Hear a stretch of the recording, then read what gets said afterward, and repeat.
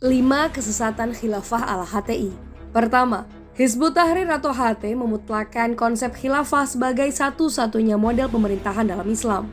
Dalam konsep ini, HT tidak percaya bahwa Indonesia boleh berdiri independen sebagai sebuah negara bangsa. HT percaya bahwa kaum muslim Indonesia harus tunduk pada pemerintahan khilafah dunia Islam di bawah seorang khalifah yang mungkin saja berada di negara lain, misalnya di Arab Saudi atau di Irak atau di tempat lain. Kedua, sebagai konsekuensi dari pandangan pertama, HT tidak percaya pada konsep negara kesatuan Republik Indonesia yang berdaulat. Indonesia adalah bagian dari khilafah Islam.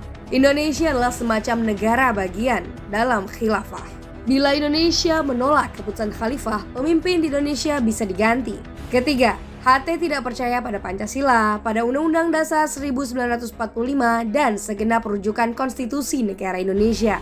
HT tidak percaya pada demokrasi, tidak percaya pada pemilu. Bila saat ini HT menerimanya, itu hanya untuk sementara. Dalam bayangan HT, suatu saat nanti Indonesia harus diubah menjadi bagian dari khilafah Islam. Keempat, HT menomorduakan warga non-Islam. Dengan kata lain, HT diskriminatif. Dalam konsep khilafah Islam yang dibayangkan HT, kaum non-Islam adalah warga kelas 2.